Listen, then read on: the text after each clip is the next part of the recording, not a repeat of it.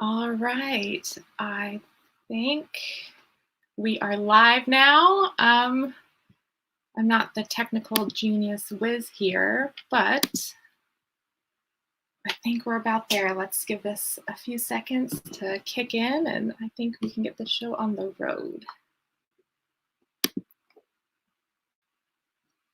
Let's see. All right, I think.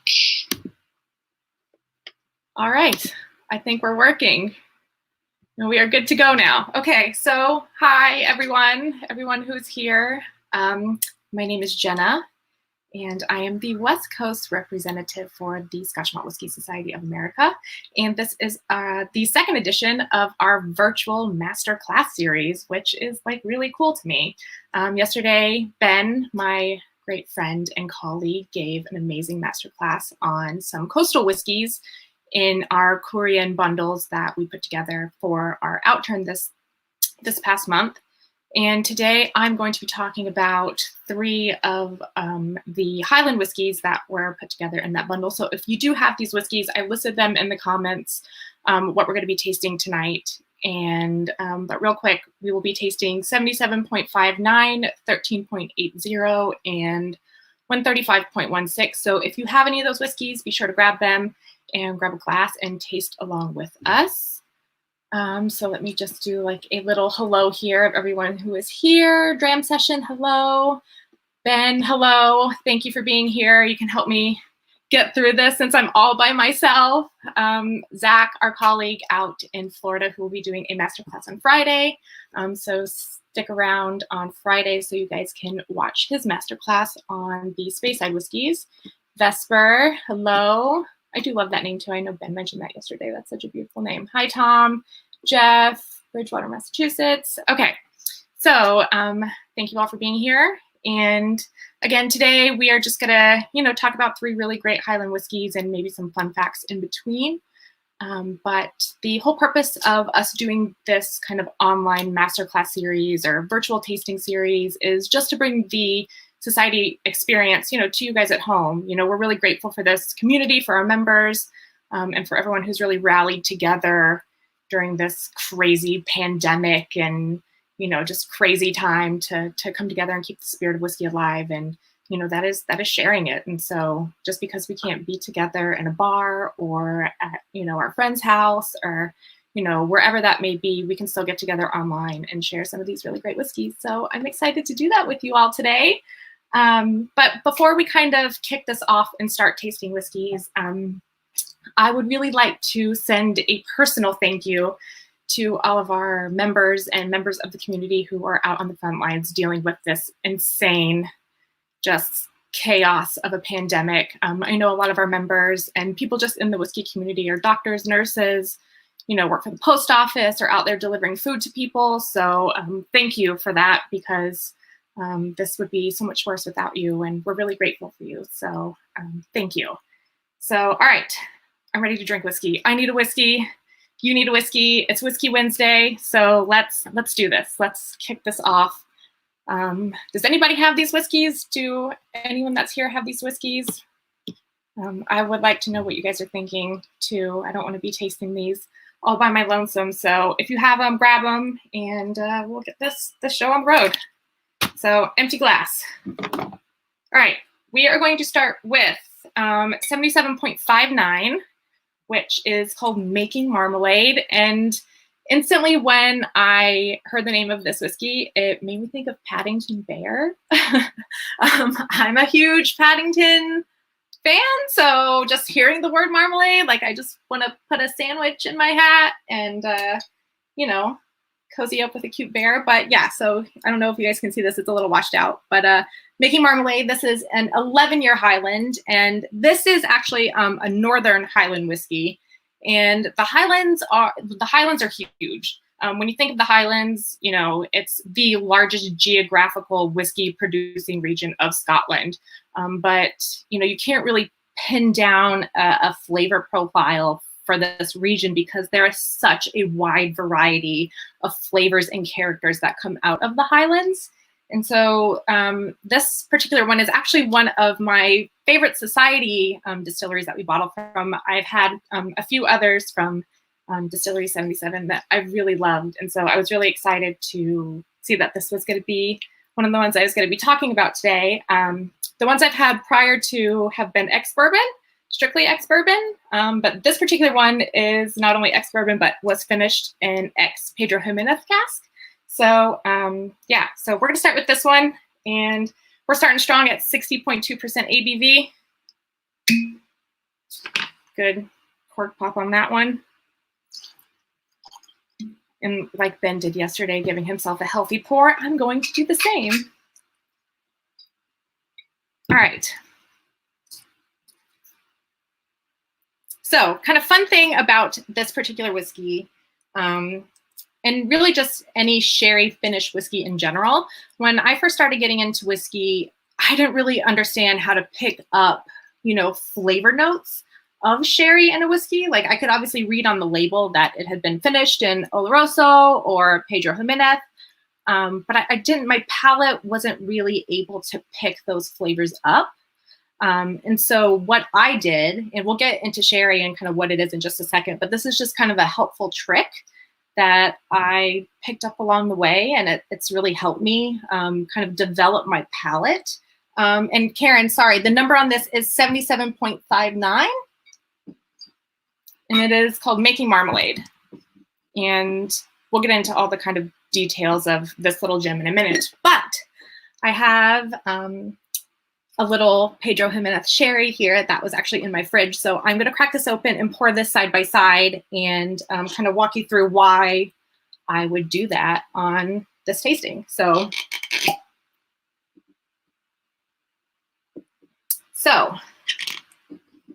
Pedro Jimenez is or Pedro Jimenez, however you decide to pronounce it. I just know that Rachel Berry, who is like Dr. Rachel Berry, who is like the queen of sherry, she always pronounced it Pedro Jimenez. So I just followed suit because she's brilliant and I trust that she is pronouncing it correctly. But Pedro Jimenez is a very sticky, gooey, syrupy, sweet sherry, which is a fortified wine. And sherry comes from the southern region of Spain, which if you haven't been, when this is all said and done, book a ticket to Spain and go because it is magical, absolutely magical. But I just wanted to kind of show you the color, if you can see it in here, that it is just really dark and thick and just syrupy, sweet. It's like dessert. It really is dessert in a glass. And so the great thing about sherry is that not only does it impart flavor on the whiskey when we're finishing whiskeys in these casks, it adds to the color.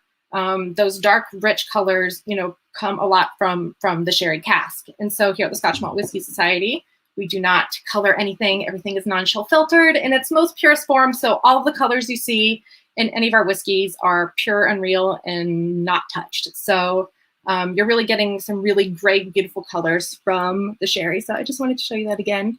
But the reason I have this next to my whiskey is that to teach my palate and to teach my nose to pick up a lot of these sherry flavors and these sherry aromas, I will taste a Pedro Jimenez sherry next to a whiskey that has been finished in a Pedro Jimenez cask. You could do the same with Oloroso or Fino or, whatever the case is, but this is a great tool and a great way to really teach your palate to say, I'm really getting like raisin and grape and like really sticky, sweet, syrupy notes in this. And then you can go and you can smell it in your whiskey and you can say, oh, well, there those aromas are, or taste-wise too, there those flavors are. So that's just a really good kind of way to at home teach your palate to pick up these notes in whiskey. And it's fun too. And you can get sherry for, pretty decent price. I have sherries that I've gotten for under $10. And so it's an inexpensive kind of fun way to train your palate. So that's why I have this here. So I will finish that later tonight as my dessert. But all right, into the whiskey. So 77.59 Making Marmalade. This is in our spicy and sweet flavor profile. Again, at 60.2% ABV. And this particular one was in a second fill Pedro Jimenez cask. And so you're not getting like those really kind of deep, rich kind of colors on it. It's still pretty light.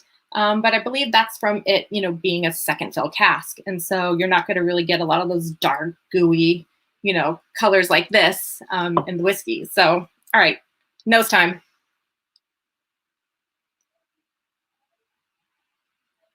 Okay. All right, so I have to kind of talk about my nosing process because sometimes I look like probably a complete idiot in my house, you know, wafting this glass all around my face. But you know what? You got to do what you got to do to dig those flavors out. So right off the cuff, I just get classic sherry. I mean, it's there up front, very much kind of in your face. I'm getting like raisin bread and toast, fruit cake, and those like very Christmassy classic kind of sherry notes. What are you guys getting out there? Anything good? Let's see. Les Bischoff says, when you say Jimenez, I hear Hank Azaria. I don't know what that means or why you would think of Hank Azaria, but okay, cheers to that. All right.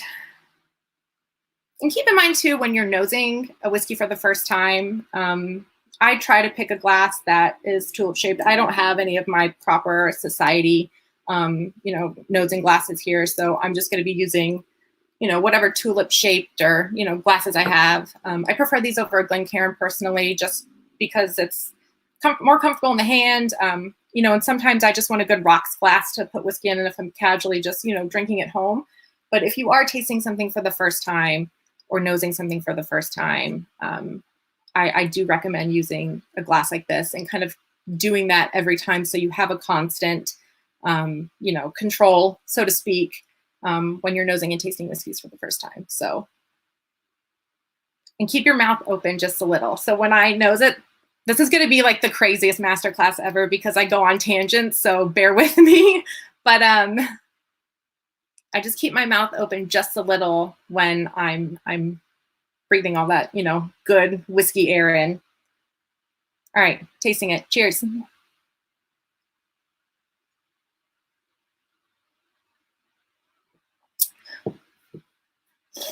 Oh, I've been waiting all day for that. Woo. Okay, 60.2% at 4 o'clock in the afternoon. That is a hot one. So I think this fits perfectly in our spicy and sweet flavor profile. I'm definitely getting that burst of spice, whew, right there on the tip of my tongue, and then it just rolls back and explodes. Wow, that is really good. Okay, I'm gonna take a minute to digest this. What are you guys thinking out there? Anything good? Anything? What are you getting off of this whiskey? Tom, I love PX until I discovered Madeira. Madeira is my new favorite. Oh, I think I've only had like maybe one whiskey that's finished in Madeira. I haven't had an opportunity to really taste through a lot of those. Yes, Ben, very jammy nose. Lots of jam, but I'm not getting like orange. Like when I think marmalade, I think of like orange jam, I guess. And I'm not getting a lot of orange. I'm getting more like stone fruits, orchard fruits, maybe some plum. All right, I got to give it one more sip and then I'll add some water.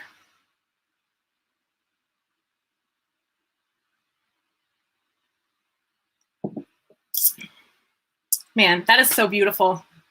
So beautiful. Okay, so the best way to kind of describe this is you're getting those kind of classic sherry notes. So fruitcake, raisin, it's like a holiday kind of in your mouth, kind of like Christmas in your mouth is a good way to describe it.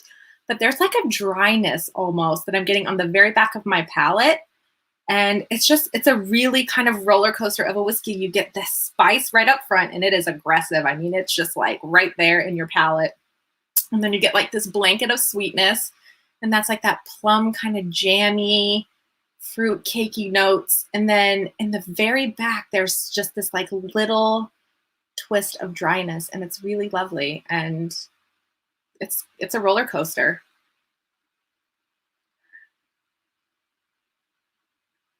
Yeah, that's beautiful. I'm going to do kind of a side-by-side with a glass of actual Pedro Jimenez to see if it's close. man, Pedro Jimenez is so gooey and like molassesy and pruny, and it smells syrupy. If you can kind of imagine what that's like, a syrupy smell, that is exactly what that beautiful fortified, you know, Southern Spanish wine is. It's beautiful. So, all right. So Key in the Lake, hi, welcome. Great podcast for you guys. If you are interested in whiskey-based podcasts, they do a great job. Let me go kind of back through. Okay, so Vesper, you got 13.80. That's what we're going to taste next, and that's a really fun whiskey. So, okay, so kind of back to the Highlands. So the Highlands are so big that you can kind of break it up into like 4 regions and then a sub-region. So you can have like Northern, Southern, Eastern, Western Highlands, and then you have the Islands, which is like a small subcategory of the Highlands. But you would think because it is so large that there would be a lot of distilleries there, but that is actually not true. Most of the distilleries in Scotland are all located in Speyside, that tiny little corner up in the northeast of Scotland, which the Highlands kind of, you know, wraps around like a big hug. But yeah, okay, this is beautiful. Oh, I guess I should add water. Again, this is going to be a wild masterclass because this is my first one I've done by myself. So you guys are in for a ride. All right, so I'm going to add a little bit of water. And if you add water, please let me know if you have added water and what you're getting from it. So water instantly cuts it. Like I put maybe 5 or 6 drops of water in here and it instantly just brings that intensity on the nose down.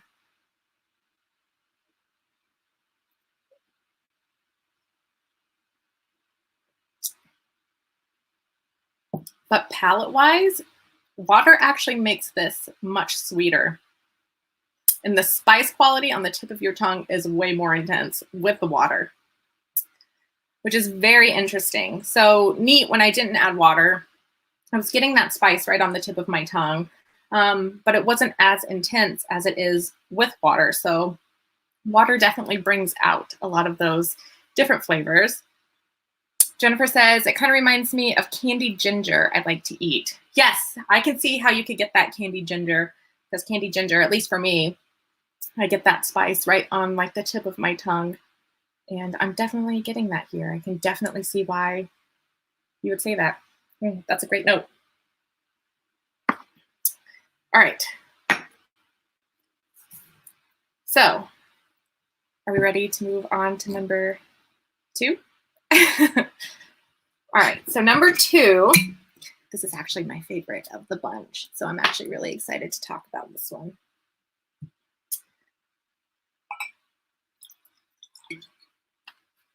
Again, a good healthy pour for Whiskey Wednesday. All right, so this is cask number 13.80, and this is a 12-year Highland. And this is, so our first whiskey, Northern Highlands, just west of Inverness.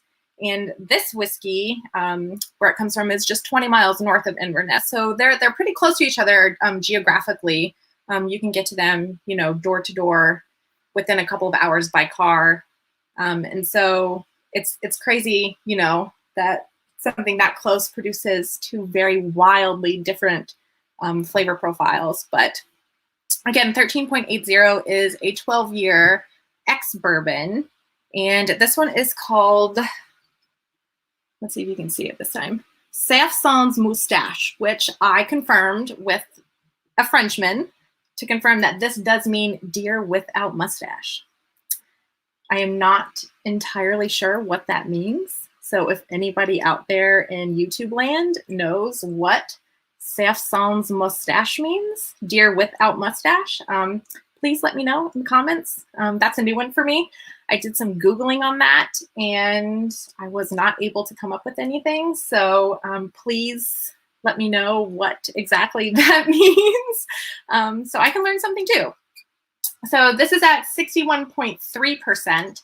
And as long as I've been with the society, and I've been a member since 2017, I have never seen a Distillery 13 in our oily and coastal flavor profile, which is one of my personal favorite flavor profiles. That and Young and Sprightly, I just get very excited for. But I have never seen this. And so I was instantly intrigued and instantly excited to know what this whiskey tasted like, because I've never had an oily and coastal 13 before. So I was very, very excited for that. And so, all right. So this particular distillery is on the coast, but not on the coast. So I know they're very close to the actual water, but I'm not sure that you're getting ocean spray hitting, you know, their warehouses. I don't think they're that close. But they are, again, just 20 minutes north of Inverness. So a Northern Highland whiskey again. So color-wise, classic kind of ex-bourbon, that beautiful pale, you know, golden drop, the golden dram. Timothy Jones says the master distiller has a famous mustache. Oh, maybe that could be it. That is, I did not put all of that together. So thank you, Internet. Thank you, Timothy, for kind of clearing that up for me. That one was going way over my head. All right, so back to the whiskey. So again, that beautiful kind of classic golden, beautiful pale whiskey. So nose-wise, for this particular whiskey, I tasted last night for the first time, and it took me a little while to really dig out aromas on the nose for this. And so when you are nosing a whiskey, it's very easy to just give it kind of a once over and then say, oh, well, it's light. I'm not really getting anything. There's some alcohol there. There's some honey. There's some lemon. But this one I had to really dig. And when I mean really dig with my nose, like I'm holding it on this side of my nose, I'm holding it on this side, I'm doing with my mouth closed, with my mouth open. I'm really, you know, getting my nose in the glass.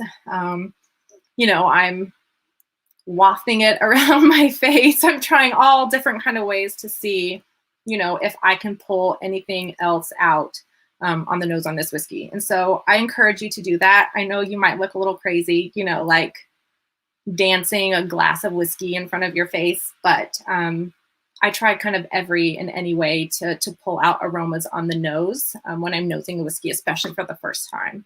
So this one I had to really kind of dig for.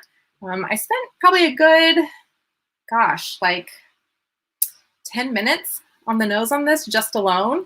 But what I ended up getting was like a medicinal kind of salty, like it's so soft, like it's such a soft kind of hug of a nose, but there is a beautiful salinity and a beautiful kind of medicinal quality to the nose on this that I really just love.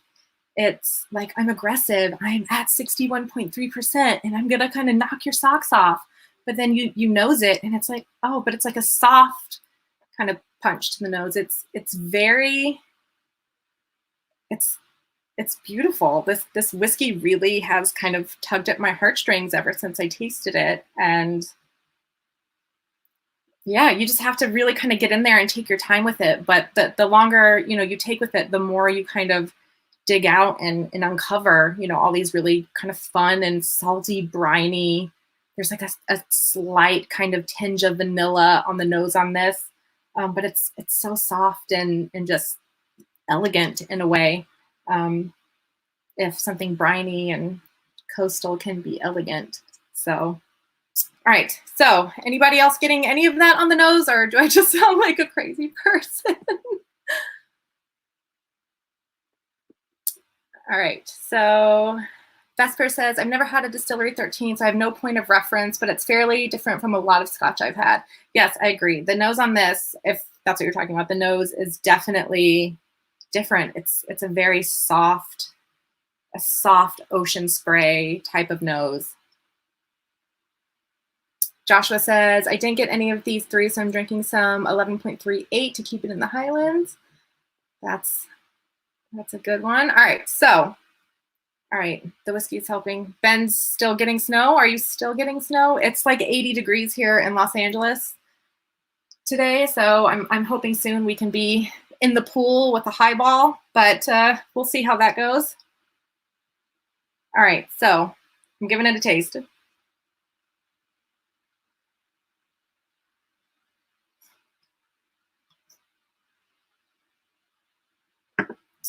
Okay.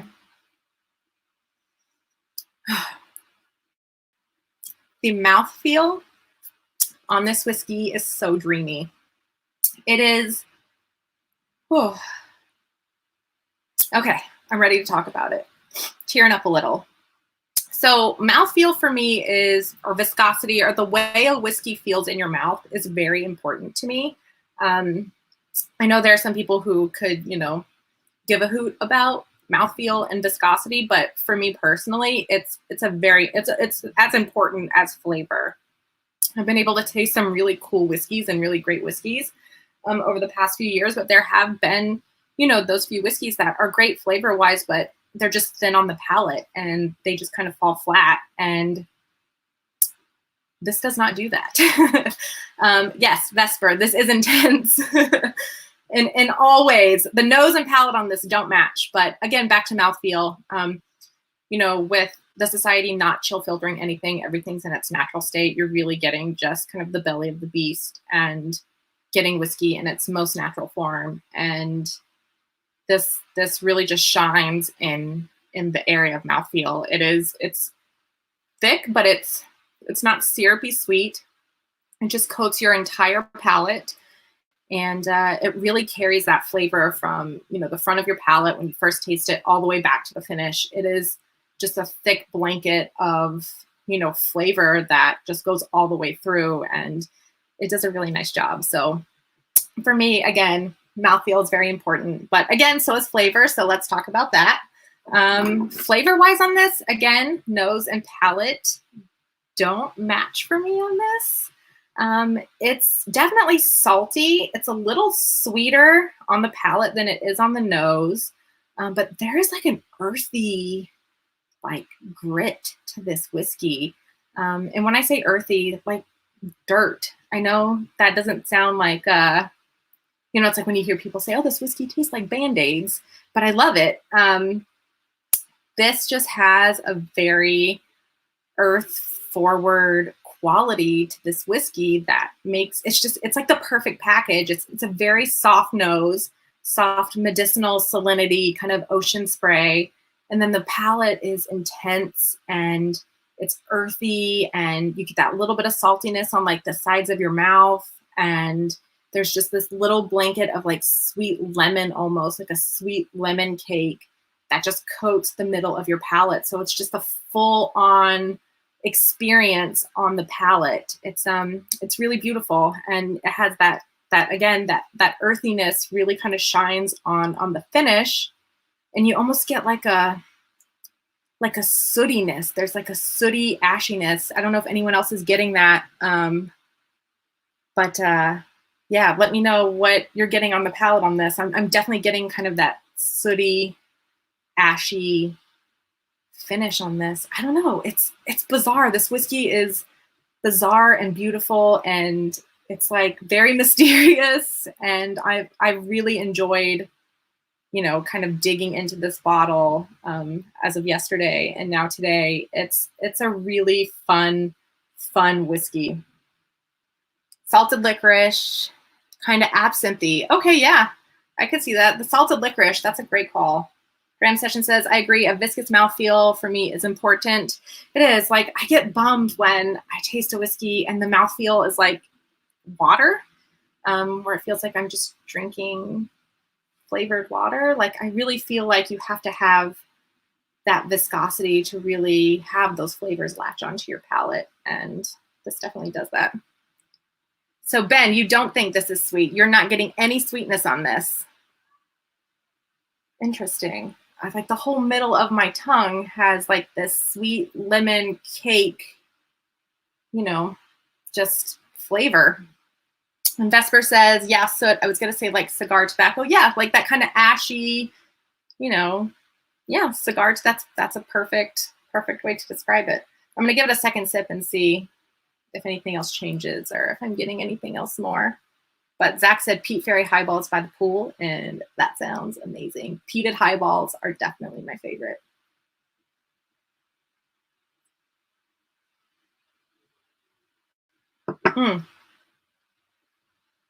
Again, mouthfeel on this is it's like perfect. It is so perfect, and it just enables all those flavors to just latch on to your palate, and it's just, this is a roller coaster whiskey. I don't know how else to really describe it from start to finish. It is a pure on flavor roller coaster of a whiskey, and man, that is, woo, that's gorgeous.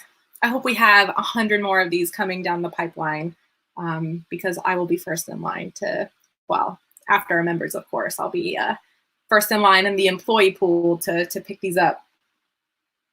Ooh, all right. Ooh, those are gorgeous. All right, so I do just want to mention a few things before we get into whiskey number 3, which I have a lot to say about because they are one of my favorites. And actually my favorite society whiskey has come from our next distillery. So I will wait to talk about that. But in the meantime, you know, here at the Society, we really want to, you know, encourage togetherness in any way we can. And right now, the way to do that is through these virtual tastings. And we want to kind of let everyone know that if you are not a member of the Society and you would like to be, we are putting on a promotion right now where if you do sign up to become a member, you get $50 to spend on your first bottle purchase, which can be, you know, what we have in shop now or kind of later down the road. And so that is going on until the end of April, which is the 30th of April. So if you have not, you know, joined the club yet and it's something that you want to do, be sure to give us a call or send us an email, or you can even do it online.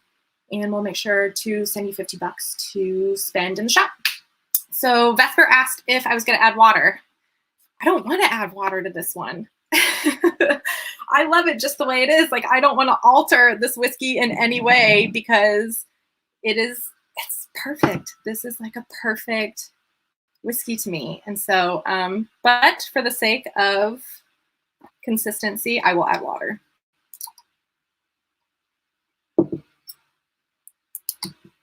And if you do add water, just keep in mind that it's best to keep that water at room temperature. You don't want to add cold water because that will constrict the flavors. And so just be sure that if you do decide to add water, I would recommend to keep that water at room temperature. All right, so nose. Actually, water does bring it out on the nose a little more. I'm getting a little more of that citrus and lemon on the nose on this with water, so good call, Vesper. All right, let me taste it.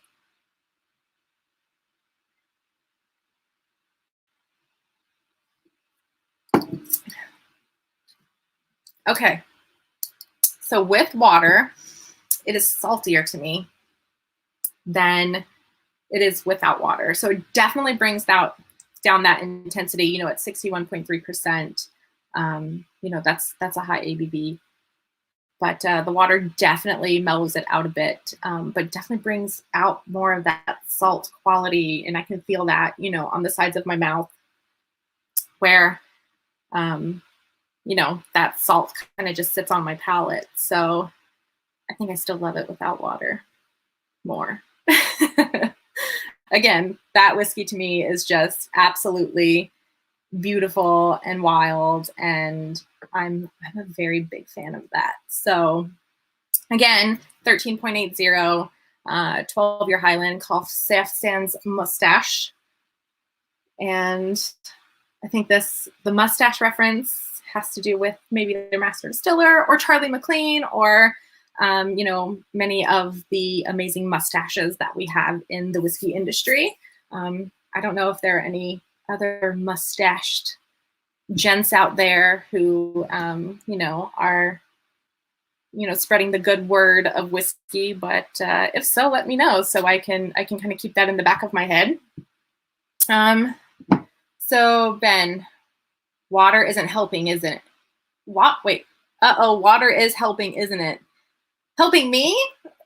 So I have not been one to add water to a lot of my whiskeys because I love aggressive palate experiences when it comes to whiskey. And so when I'm at home, just casually drinking whiskey, I don't ever add water because I just want my palate to be as beat up, I guess, as possible. But the more whiskeys that I'm drinking at cask strength and from the society, I have been getting into the habit of adding water just to, you know, kind of get that different experience and see what water does do for these whiskeys. So Ben, I'm getting there in the adding water phase.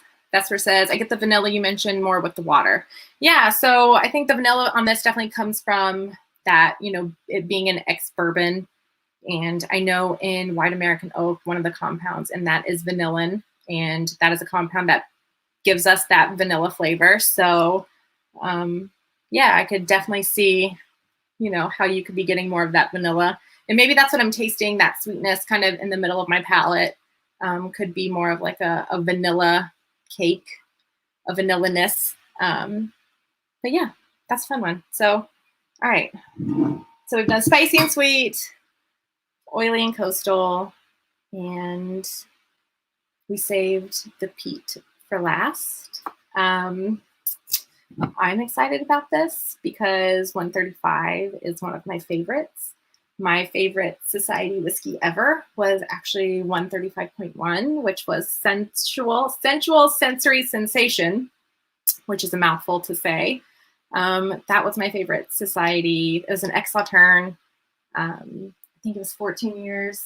I don't know if I have it in here with me in my makeshift office, but it was definitely hands down my favorite society dram ever in the world. I dream of that whiskey still. It was just perfect. So anytime I see a 135, I get very excited. And then obviously you add peat to the mix and I'm just overly excited. So before we get into that, Erwin says that he prefers it without water also. I'm with you.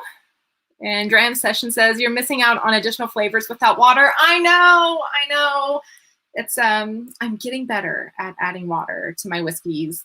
But it's just not something I think about when, you know, I'm just casually at home. I don't ever think about, and I drink a lot of cask strength whiskey, but I just never remember to be like, oh, I should add water to this. But I'm getting better and I'm doing it more. So I will keep adding water to all of those cask strength whiskeys to get a very different experience. So, all right.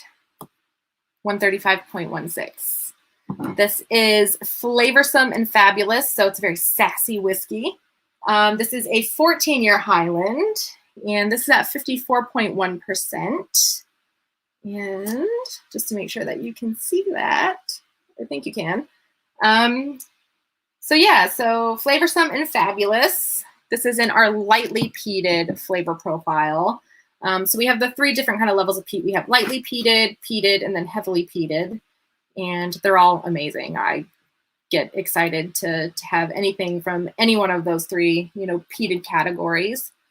And this particular distillery is one of my just personal favorites.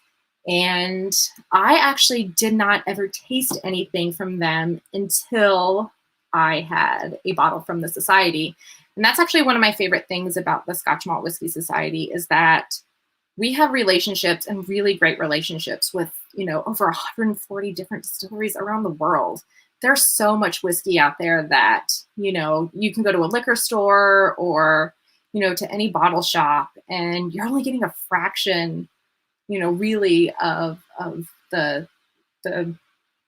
you know, the supply or the variety of whiskey that, you know, that Scotland can put out. And at the Society, we put out whiskeys that you won't really see, you know, in a bottle shop. Of course, you'll never see any of our bottles, but a lot of these distilleries, you'll never get a chance to taste or experience, you know, just picking up a regular, you know, bottle from a bottle shop. You know, we work really hard to create these relationships to get these amazing casks from these distilleries that, you know, maybe typically wouldn't put whiskey out or put out a single cask. And that too is one of the reasons why we don't put the distillery name on the bottle, is to protect those distilleries in a way. So 135 is special to me.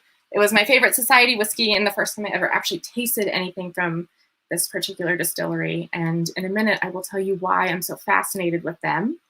But first, I need to fill my glass. That was a good cork pop. Just teasing, Ben says, drink it how you like it. Dream session, just a drop or two will do. Yeah, so I added, I think, 5 drops of water in both of those. I guess it's always good to start with a smaller amount because you can always add and you can't take away.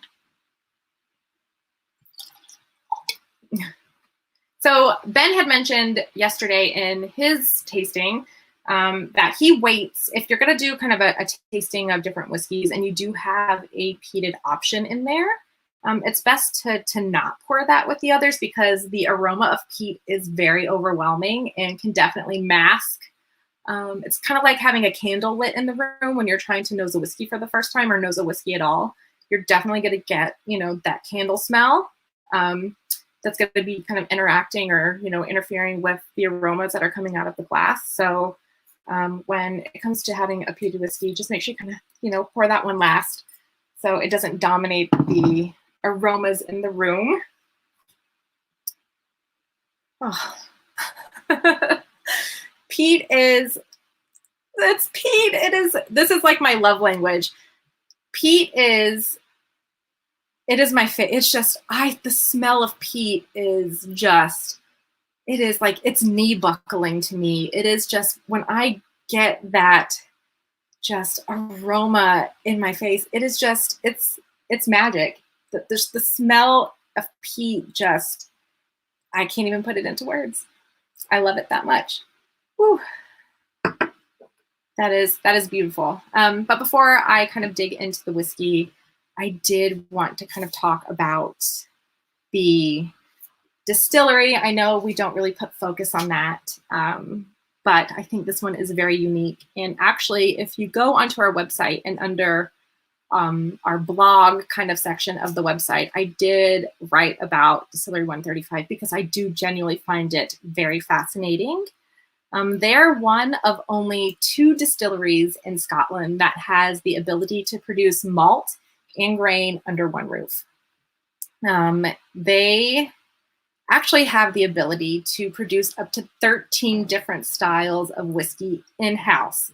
So you have obviously your malt distilleries, that's, you know, what's most popular and that's what's kind of everywhere. And then you have your grain distilleries and they're usually separate. They're not, you know, really under one roof. But there are only 2 distilleries, at least that I know of. If that's changed recently, let me know, in Scotland that have the ability to produce, again, both malt and grain under one roof. And this particular distillery, they actually have 4 sets of pot stills.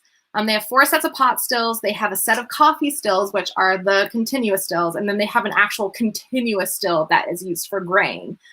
In their coffee still, they pump through 100% malted barley wort and not grain. And so that's kind of a cool thing. Like, who does that? Well, they do. And as far as their pot stills go, so they have their Lohmann Stills, which have rectifying plates in the neck. So they have a pair of pot stills that have the traditional swan neck, so a set of traditional just pot stills to make their malt whiskey from. And then they have a set of Lohmann pot stills that have rectifying plates in the neck. And so the rectifying plates, there's 17 of them, and they can kind of maneuver those to replicate neck length. So, you know, like short and kind of stubby necks, put out those oily, meaty, those are my favorite, just, you know, heavy, juicy, just malt bombs. And then, you know, the taller your neck gets, you know, like some giraffe-like stills, you're going to get kind of that more lighter spirit. But with these rectifying plates, you can kind of maneuver them to replicate the neck length. So you can kind of position them in a certain way to get like a light and fruity floral, distillate, or you can maneuver them to get a more oily and meaty distillate. So I just think that's really fascinating that they have the ability to be very creative and create all of this different kind of whiskey under one roof.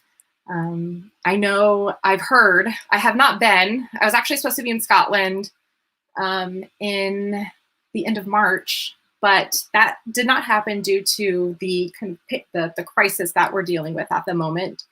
But I have heard that this distillery from the outside just looks very kind of, it's like industrial in a way, but inside there's like a lot of magic happening, and they create some really beautiful whiskeys. And I'm excited to finally kind of dig into this one and talk about it, because I think that what they do is just, it's like the coolest thing. I wish I could be there now and ask a million questions and, dig into everything that they're doing. But for now, I'm grateful that, here at the Society, we are able to bottle some of their amazing cask and, at cask strength and in its purest form. So I'm ready to get into this one. So 135.16 is what we are tasting now. Flavoursome and fabulous. All right, I'm going to catch up in the comments as I'm nosing this. So Jennifer says, I love peat too. Oh, peat is like the equivalent of comfort food for me in terms of flavors in whiskey. You could definitely see that. It is a comfort. Peat's the magic. Peated malt is supreme to our life. Joshua. Ram session, the Bonnie Banks of, yes, this is from the Bonnie Banks. I almost went to taste it. And says, I feel like this would pair well with a wood-fired pizza. And I've never paired whiskey and pizza together.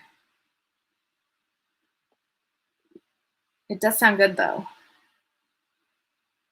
So Les said it's like a factory like MGP in the US, but they can produce some good spirit yet. They just do a really phenomenal job. So on the nose, so I think this is kind of funny, and this just goes to show you how subjective whiskey is. I tasted these last night with my husband, and he's a big bourbon guy. That's like his jam. And I think that this whiskey smells like peated buttered popcorn. So, like the movie theater, or like very buttery popcorn, like a peated version of that is what I think that this smells like. Karen says notes isn't very peaty. Yeah, it's definitely very light.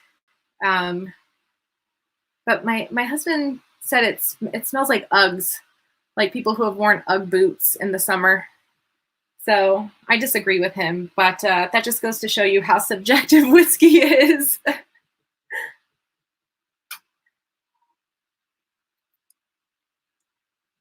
The whiskey objective. I don't have any of these. I'm drinking 53.305. Totally topical smoke. That's a great one. Good Islay malt. All right. So again, I'm getting that peated kind of buttered popcorn. There's almost like a cantaloupe melon rind on kind of the back end of this. All right. I'm going to give it a taste.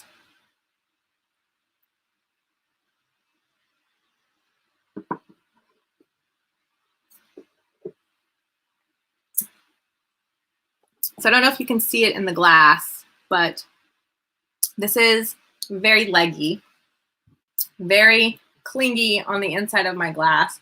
But again, this is ex bourbon, so you're going to get that kind of beautiful, again, kind of pale ale golden color. Oh, that's delicious.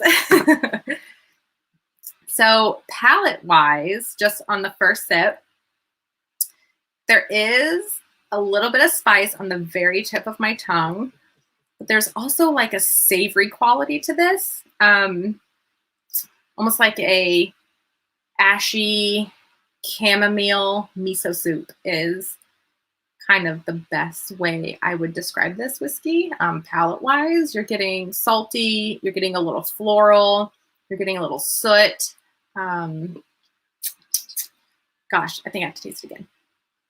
So Karen says yes to buttered popcorn. Vesper says society pizza and whiskey pairing when things get back to normal. Yes, if you live in Los Angeles, which is where I am, when things do get back to normal, we will be kind of back in action hosting in live person events. And the first event, I will bring pizza and the whiskey. So pizza and whiskey. First event back in LA. So watch for that.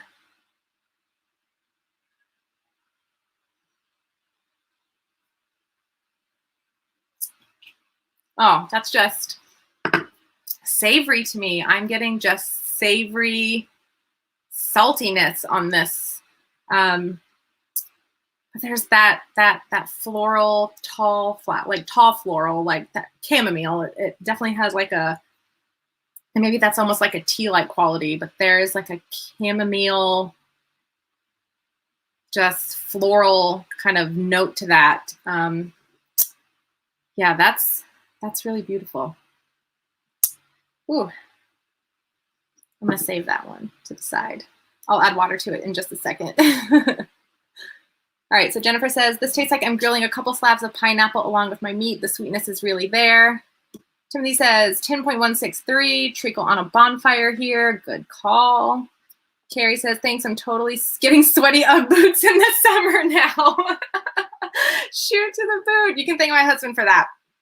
I know, it's funny. So he's not particularly a peat head, whereas, you know, that's really my jam. But I didn't let him sway me. I still got buttered popcorn and I still get it now. So it's, yeah. Cheers to the buttered popcorn and not Ugg boots. But yeah, the nose on that is, yeah, that's a fun one. It does make me want popcorn now. So maybe I'll have to have that later tonight. But a cool thing too about the Highlands that I did want to touch on kind of before we wrap this up is when I first started getting into peated malts, it was really hard to go with those really kind of punchy, you know, Islay whiskeys. You know, I had an Islay whiskey that I was nursing, trying to teach myself to love peat. And I do, and I did, and I kept at it and I kept at it until I could really teach my palate, you know, to appreciate peated whiskeys. Once I kind of got further into my whiskey journey, I had a lot of people who would say, well, why didn't you start with the Highland malt? And I was like, well, why would I do that? You know, there's no peat in the Highlands. Why would I do that? You know, this is what I thought, you know, when I was very green and getting into my journey in whiskey. And now that is sometimes what I recommend to people is that, you know, start with a Highland whiskey if you're not really into peat and kind of work your way up, because a lot of Highland malts do have that kind of more heathered, smoky, you know, flavor to it that can kind of help, you know, get your palate used to that flavor profile in a very subtle way. And then you can kind of build up to those more intense, you know, pure peat powered, you know, drams. But I think that Highland malts, you know, and not every Highland malt, obviously we had some that don't have a smoke quality to it, but there are some Highland malts that definitely are a good introduction, you know, into peated whiskeys. And I think this would be a great example of that. I think that the peat on this is not, you know, overly powerful. It is definitely, I think it's perfect in the lightly peated flavor, you know, profile. I think it fits the bill. But a lot of these whiskeys are really great to really introduce yourself to peat and kind of, you know, get you used to that. So that's a great way if you're looking to get into peated whiskeys, you know, start with some of those Highland malts and, you know, work your way up. So Alex said, the only peated whiskey I've had is the Florigan Lagavulin. There's a whole world out there of peated malts. And it's nice too to see, I know we had a whiskey that we released and I don't know if I have it again here, but it was a peated Speyside, I think in our last outturn called Pancetta Roulette. And that was a peated Speyside whiskey that was really fantastic. And so here at the Society, you know, we try to get really cool and unique cask. And I think, you know, having peated Speyside is is super awesome. So if you have that, I hope you enjoy it. I really enjoyed that one in particular. And so hopefully in the future we'll have more of those, peated Speysides, peated Highlands, peated Lowlands. We try to get it from everywhere. So I'm going to give a quick recap of what we have tasted, just for reference sake. So first we had 77.59, which was Making Marmalade.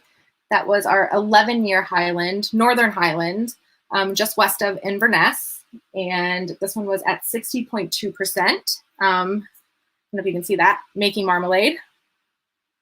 So that was our first one, and that was in Pedro second fill, Pedro Jimenez Sherry. And then we had 13.80 Cerf Sans Moustache. That was at 61.3%. And this one was just north of Inverness. And then we had 135.16 Flavoursome and Fabulous, which is actually south. This particular malt comes from right north of the Highland Lowland boundary.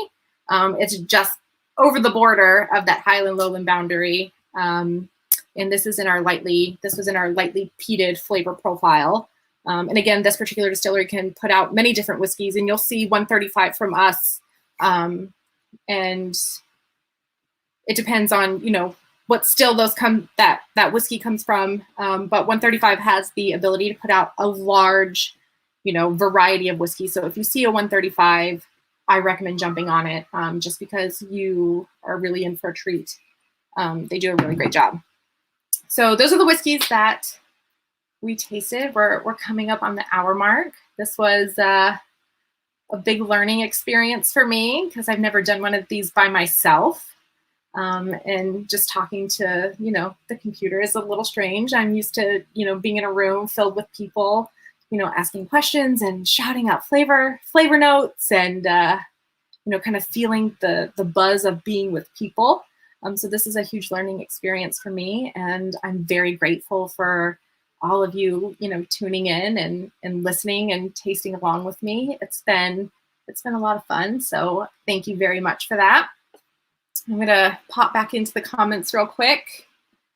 Let's see. So the whiskey objective, let's see. Oh, I'm sorry, Dram session. So Highland Park, Obeng, Clonelish, good examples of subtle Highland peat. The whiskey objective firing came from Glenfiddich. Let's see.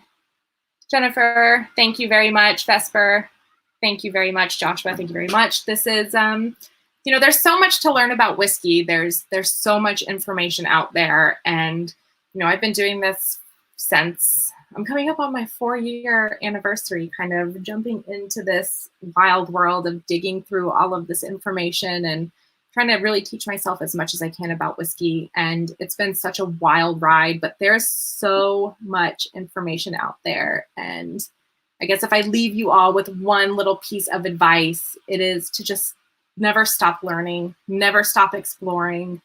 The Highlands is a great, look at these 3 whiskeys. They're so different. The character and flavor profiles on these are so wildly different that it just goes to show you that even in one region of Scotland, where you think maybe all the whiskeys would kind of have that same kind of base profile, they don't. And there's some really beautiful whiskeys out there. And I'm really proud to be a part of this company that really goes after some really magical, beautiful cask to really showcase the magic of Scotland and the magic of malt whiskey. I've really learned so much in my time, being with the society, and I can only hope that, we can continue to meet and share, whether it's virtual or in person, to share all of this information and to be a part of everyone's journey. This industry is so beautiful, and I'm not going to cry or anything, but,